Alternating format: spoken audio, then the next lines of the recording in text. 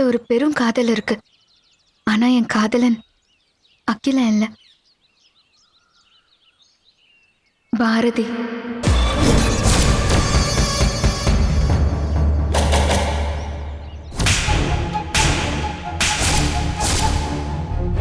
இன்னொரு முறை என் புருஷனை தப்பான கண்ணோட்டத்துல பார்த்த சங்க அறுத்துடுவேன்.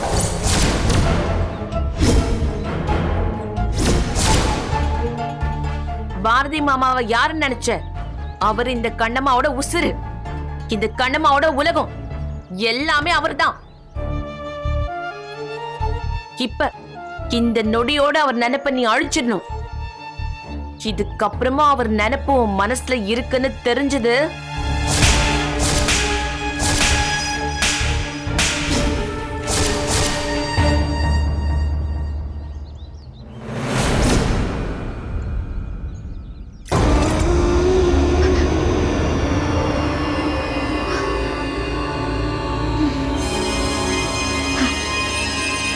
அவசரப்பட்டு சொன்னோன்னா அடிச்சு கொன்னுடுவா.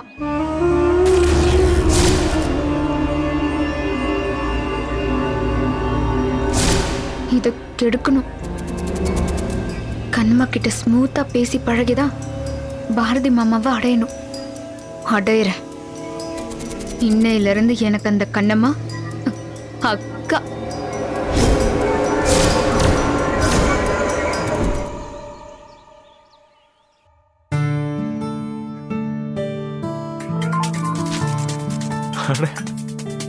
அஞ்சலி. ஹலோ. ஹலோ. சொல்லு அஞ்சலி. நம்ம கல்யாணம் கன்ஃபார்ம் ஆயிடுச்சா? ஹேய், 100%. அதுல என்ன டவுட்? இல்ல, உங்க அம்மா அடிக்கடி டெசிஷனை மாத்துவாங்கல்ல, அந்த மாதிரி டெசிஷனை மாத்திருவாங்களோன்னு பயம். இப்போ எங்க அம்மா இந்த கல்யாணத்தோட இம்பார்ட்டன்ஸை ரியலைஸ் பண்ணிட்டாங்க. சோ டெஃபினட்டா மாற மாட்டாங்க. தேங்க்ஸ் அகில். ஏய், அந்த நன்றியை பத்திரமா வச்சுக்கோ. அத எங்க அண்ணனுக்கும் கண்ணம்மா அண்ணிக்கோ சொல்லு, சரியா? கண்ணம்மா அண்ணி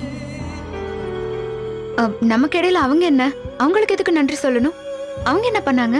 ஏய், இந்த கல்யாணத்துல அவங்க தான் எல்லா ஏற்பாடும் பண்ணது. அதிலும் கண்ணம்மா அண்ணி such an amazing character. இப்ப எதுக்கு இதெல்லாம் சொல்ற? இல்ல, இது எல்லாத்துக்குமே அவங்க தான் காரணம். அத சொல்லணும்ல. இப்போ நாம பேசுவோமே, நமக்கான பேச்சுவார்த்தையில வேற யாருக்கும் இடம் இல்ல. டைம் வேஸ்ட் பண்ண மாட்டேன்னு சொல்ற. இட்ஸ் ஓகே, ஸ்டாப் பண்ணிக்கிறேன். என்ன பார்க்கணும் போல இல்லையா? நீ எங்க இருக்கணும் மட்டும் சொல்லி போன வை, உடனே கிளம்பி வரேன். 10வது நிமிஷம் உன் முன்னாடி இருப்பேன், சரியா? சீக்கிரம் சொல்லு. அவ்வளவு அவசரமாலாம் பார்க்க வேண்டாம், நாளைக்கு பார்க்கலாம். சூப்பர் அஞ்சலி. எங்க, எப்போ? உங்க வீட்ல. நம்ம வீடா? என்ன யோசிக்கிற? இல்ல, கொஞ்சம் ஃப்ரீயா இருக்காதேன்னு பார்த்தேன். இட்ஸ் ஓகே, உன் விருப்பம் தான். நான், எங்க அம்மா, பாட்டி, மாமா எல்லாரும் வரும். எல்லாருமா? அவங்களாம் எதுக்கு? அம்மாக்கு நன்றி சொல்லலாம் தான். சும்மா நன்றி சொல்லிட்டு போயிடுவோம். ரொம்ப நாள் ஆச்சு, ஒரு ரீயூனியன் மாதிரி இருக்கும்ல. சரி வா அஞ்சலி, நம்ம கிட்ட சொல்லி வைக்கிறேன். சரி அகில், நாளைக்கு மீட் பண்ணுவோம். என் அன்பின் 1000 கண்களோடு காத்திருக்கிறேன் அஞ்சலி. வா. ஓகே.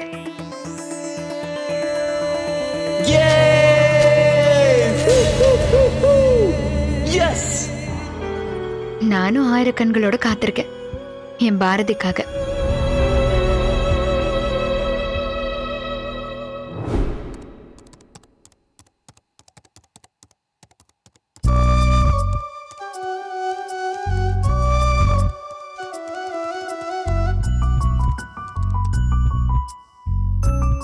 ஓய் கண்ணம்மா,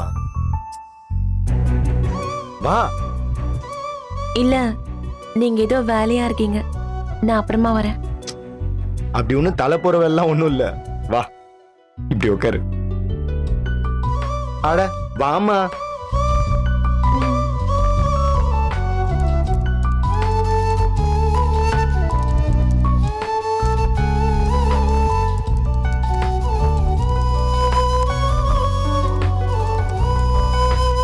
எனக்கு ரொம்ப கவலையா இருக்கு பாரதி மாமா.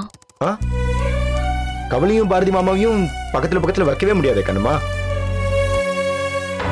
பாரதி மாமா பக்கத்துல இருக்கும்போது கவலையெல்லாம் மேரத்தான் ரேஸ்ல ஓடும். எனக்கு கவலை இல்ல, உங்களை நினைச்சுதான் நான் கவலைப்படுறேன். ம். என்னால தானே உங்களுக்கு இவ்ளோ மன கஷ்டம் நினைச்சு கவலைப்படுறேன். எனக்கு என்ன கஷ்டம்? நான் நல்லா தான் இருக்கேன். நீ ஏன் அப்படி நினைக்கிற? என்னை பத்தி, என் உருவத்தை பத்தி யார் பேசினாலும் நான் அமைதியா போயிடுவேன். அது எனக்கு தினசரி கடமைகள்ல ஒண்ணு. அதுவும் என்னால உங்களுக்கு பேச்சு கிடைச்சதுன்னா அதை என்னால பொறுத்துக்க முடியாது. இப்ப என்ன பத்தியும் கவலைப்பட ஆரம்பிச்சியா? இப்பெல்லாம் ஓவர் டைம் போட்டு ஒர்க் பண்ணாத. உன் உடம்புக்கு தான் கெட்டது. பாரதி மாமா, என்னால உங்களுக்கு எந்த மகிழ்ச்சியும் கிடைக்காது. அப்படின்னா கூட பரவாயில்ல, என்னால கஷ்டம் வந்துடக்கூடாதுன்னு நினைக்கிறேன். உங்க குடும்பம் எவ்வளவு அழகான குடும்பம். அன்பான அப்பா அம்மா எல்லாரும் சேர்ந்து போறப்போ ஒரு கண்ணே பட்டுடும். அப்படி ஒரு குடும்பம் உங்க குடும்பம். கலகலன்னு பேசி சிரிச்சிட்டு இருந்த உங்க வாழ்க்கையில நான் வந்தது தப்பு. இது எனக்கு முன்னாடியே தெரிஞ்சிருந்ததுன்னா நான் சத்தியமா உங்களை கல்யாணமே பண்ணிருக்க மாட்டேன். வெளியில போடின்னு விரட்டி விடாம உள்ள வாடின்னு அழைச்சு, இதுதான் எங்க வீடு, இதுதான் எங்க உறவு, இப்படிதான் நாங்க அன்பு செலுத்துவோம், இதுக்குள்ள நீ யாரடின்னு கேட்டா நான் யாரும் இல்லைன்னு சொல்லிட்டு ஓடி போயிருப்பேன். வெள்ளை சட்டைக்கு நடுவுல விழுந்த கரை மாதிரினா. கண்ணம்மா, நிஜமாதான் சொல்றேன். என்னதான் இருந்தாலும் முதல்ல ஒரு மகனா அம்மான்னு கூப்பிட்ட குரல் உங்க குரல் தான். அந்த தாய்க்கு அது அவ்வளவு பெருமையா இருந்திருக்கும். அந்த பாசம் கொஞ்சமும் குறையில உங்க அம்மா கிட்ட. ஏய், என்ன நீ எப்படி கண்டுபிடிச்ச இந்த விஷயத்த? எங்க அம்மா அதை அடிக்கடி சொல்லுவாங்க. அவங்க மனசை எட்டி பார்த்து சொல்ற மாதிரி நீ இங்க சொல்லிட்டு இருக்க. அந்த தாய்மை எப்படி உன்னால உணர முடிஞ்சது? இத உணர தாய்மை அடையணுங்கிறது இல்ல, ஒரு சக பெண்மணியா கூட என்னால அதை உணர முடியும்.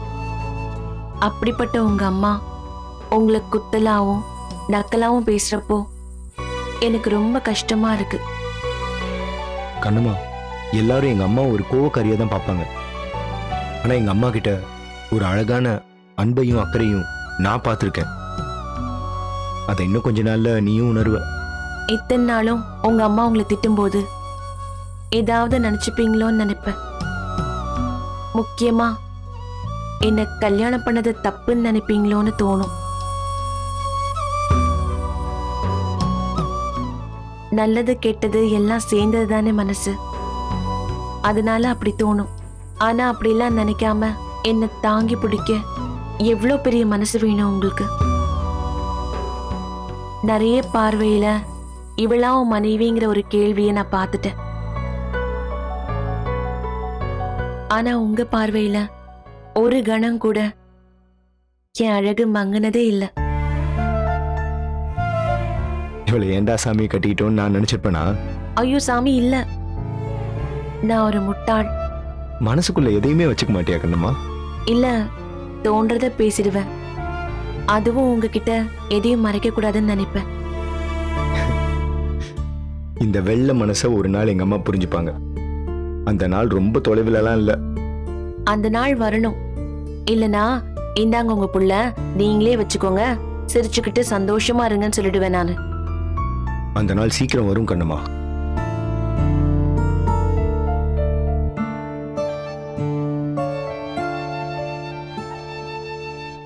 அஞ்சலி இந்த வீட்டுக்கு வந்ததுக்கு அப்புறம் இன்னும் உனக்கு சிரமம் அதிகமாயிடும்.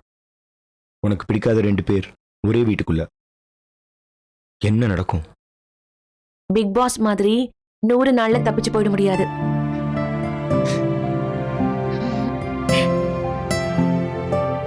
அஞ்சலி ஏற்கனவே உங்ககிட்ட நல்ல மாதிரிலாம் நடந்துகிட்டதே இல்லை. இனிமேலும் அப்படி நடந்துப்பான்னு எனக்கு தோணல. விடுங்க பாரதி மாமா. கண்ணீர், துக்கம், துயரம் இது எல்லாமே எனக்கு டெய்லியும் விடுற மூச்சு காத்து மாதிரி. அஞ்சலி வர்றதுலயும் ஒரு சின்ன பிளஸ் பாயிண்ட் இருக்கு. என்ன? அஞ்சலி உங்க அம்மாவுக்கு பிடிச்ச மருமக வராளே, அப்ப அவங்க பழைய சந்தோஷத்தோட மாறுவாங்களே. இந்த கல்யாணத்தை இவ்வளோ பாசிட்டிவா பார்க்கிறது உண்மையிலேயே அழகா இருக்கு கண்ணுமா. இந்த அழகுதான் நீ. ஆனா நான் உன்னை கஷ்டப்பட விட மாட்டேன் கண்ணம்மா. இன்னும் கொஞ்ச நாள் தான் ஃபாரின் போய் செட்டில் ஆயிடலாம்.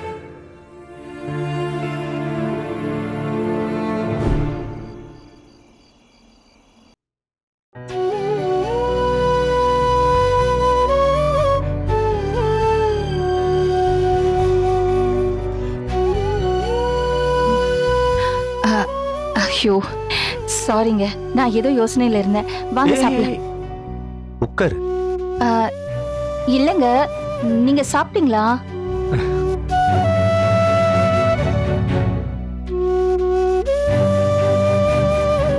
ஒருத்தர் சாப்பிட்டீங்களான்னு நலம் விசாரிக்கிற அளவுக்கு வந்துட்டோம்.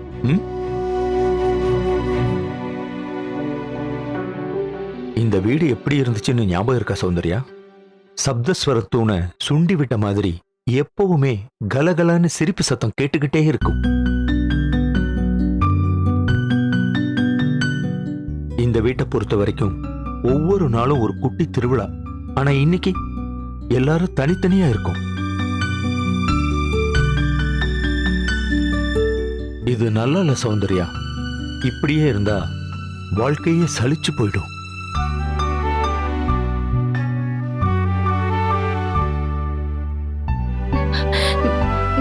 சாரிங்க, தப்புதான்.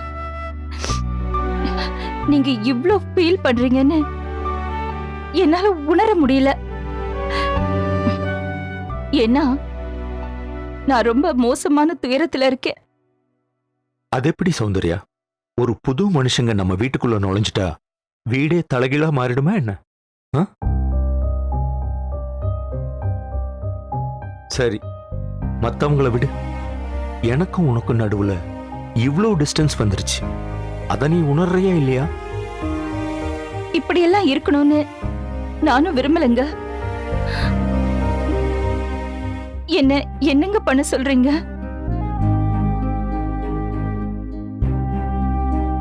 வீட்ல எங்க திரும்பினாலும் அவ முகம்தாங்க தெரியுது. தொடப்பக்கட்டையோட ஒற்றை குச்சியோட வேலைக்காரியா இவளான்னு வித்தியாசம் தெரியாத அளவுக்கு அவ நடமாடிட்டு இருக்காங்க. ஏய், அதுக்காக இப்படியா மூளையில ஒடுங்கி இருப்ப? என்னால சகிச்சுக்க முடியலங்க. அகிலனோட கல்யாணம் இருக்கு, அதுக்குண்டான நிறைய வேலைகள் இருக்கு. பெரியவனோட கல்யாணம் தான் அப்படி ஆயிடுச்சு.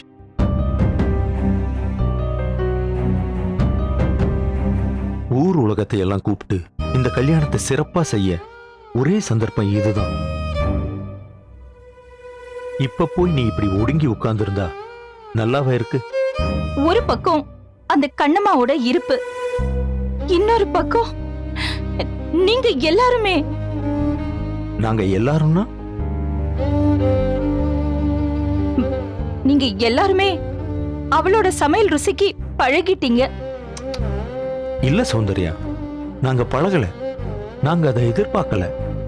பாரதி ஆசைப்பட்டு கல்யாணம் பண்ணிட்டு வந்திருக்கான். உனக்கு பிடிக்கல, அதுக்காக எல்லாரையும் நிராகரிச்சிட முடியாது இல்லையா? ஆமாங்க, அதுக்காக தான் உங்களை நான் விமர்சனம் பண்ணாம நான் ஒதுங்குறேன். நீங்க ஒன்னா இருக்கிறத நான் கேள்வி கேட்க முடியாது. அதே மாதிரி நான் விலகி இருக்கிறதையும் நீங்க கேள்வி கேட்க கூடாது. இல்ல சௌந்தர்யா, நீ விலகிலாம் இல்ல, தடுமாற்றத்தில் இருக்க. நடந்த விஷயத்தை ஏத்துக்கவும் முடியாம, பாரதியை வெறுக்கவும் முடியாம, அவனையும் கவலைப்பட வச்சு நீயும் கவலைப்பட்டுக்கிட்டு இருக்க.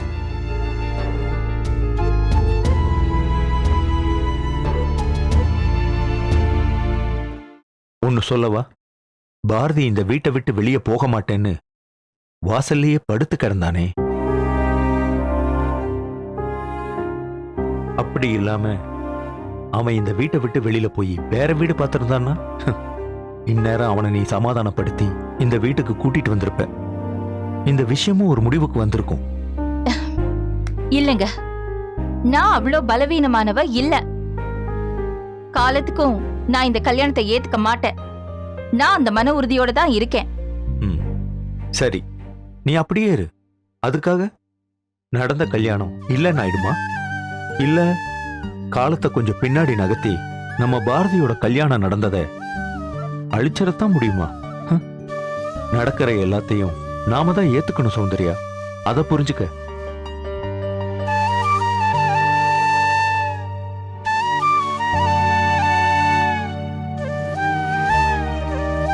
பாரதி ஏங்க இப்படி பண்ணா? அவன் கல்யாணமே பண்ண மாட்டேன்னு சொன்னான்.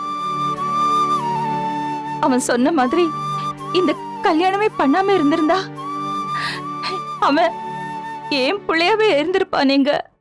சௌந்தர்யா, நீ யோசிக்கிறது ரொம்ப பெரிய தப்பு. நீயும் நானும் கல்யாணம் பண்ணிக்காம இருந்தா அவங்க உங்க அம்மாவுக்கு புள்ளையா இருந்திருப்போம். அப்புறம் நாம எப்படி புள்ள பெற்றிருப்போம்? வாழ்க்கைங்கிறது நம்மளோட முடிஞ்சு போறது இல்ல, தலைமுறை தலைமுறையா தொடரணும்.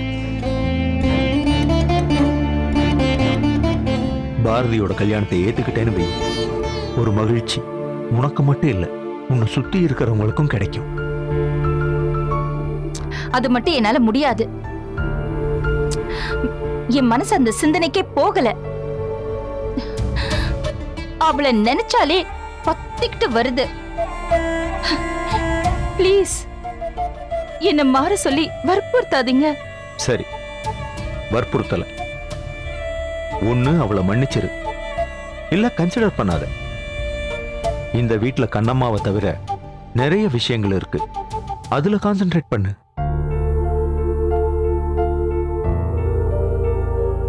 முதல்ல இந்த காயங்கள்ல இருந்து மீண்டு வா சௌந்தர்யா. நீ ஒரு வேளையும் ஒழுங்கா செய்யாம மத்தவங்களையும் டிஸ்டர்ப் பண்ற.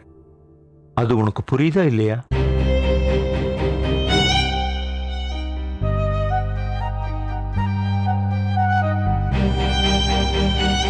இன்னமும் நீ மாறாம இருப்பேன்னா நாங்களும் மாற மாட்டோம். ஆளுக்கு ஒரு திசையில போயிட்டு இருந்தா இந்த வீடு வீடா இருக்காது. மறுபடியும் நீ எழுந்து பழைய சௌந்தர்யாவா மாறலன்னா இந்த வீடு வீடா இருக்காது.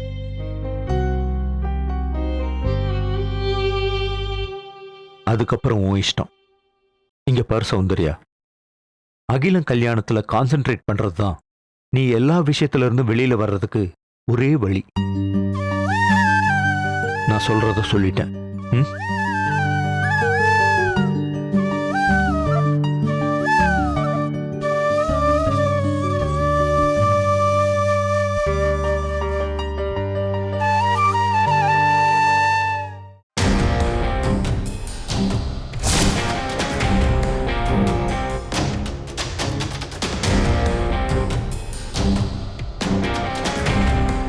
ஒரு நாளுக்கு 6 மணி நேரமாவது சலனமே இல்லாம உன் போட்டோவை பார்த்துட்டு இருக்கேன்.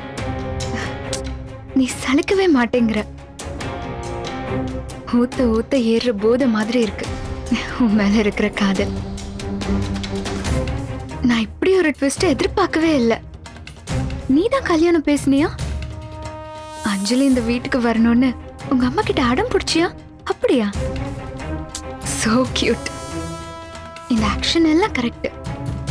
அது கொஞ்சம் ரொமான்ஸோட பண்ணியிருந்தானா எவ்வளோ நல்லா இருந்திருக்கும். சந்தர்ப்பம் உனக்கு சாதகமா இருந்தது. நீ என்ன கழட்டி விட்டுருக்கலாம். உங்க அம்மா எவ்வளோ வெறுப்பா இருந்தாங்கன்னு எனக்கு தெரியும். அதெல்லாம் உடைச்சிருக்கேன்னா உனக்குள்ளேயும் கொஞ்சம் ஈரம் இருக்குன்னு தானே அர்த்தம். நான் என்னடா கேக்குறேன், உன்னை பார்க்கணும், பார்த்துக்கிட்டே இருக்கணும், அவ்வளோதானே. கிட்ட வந்தா உன்னை மடக்கிறது பெரிய விஷயமாலாம் இருக்காது. என்னதான் அடிச்சு துரத்தினாலும் மியாவ்னு சொல்லி மறுபடியும் வந்து நிற்கும் பூனைக்குட்டி. அப்படி ஒரு பூனைக்குட்டி தான் நான், பாரதியோட பூனைக்குட்டி. என்னோட ஒரு மியாவாவது உன்னை மயக்கிடாதா? அஞ்சலி, நீ இன்னும் ரெடி ஆகலையா? நேரத்துக்கு போகலைனா உங்க மாமியா மறுபடியும் கோப்புல ஏறிடுவா. சாமி வரம் கொடுத்துருக்கடி, சைலண்டா போய் கைப்பத்திட்டு வந்துடணும். இல்லைனா போறது வாழ்க்கை மட்டும் இல்ல, வீடு காரு பணம் எல்லாம். தோ வரேன்.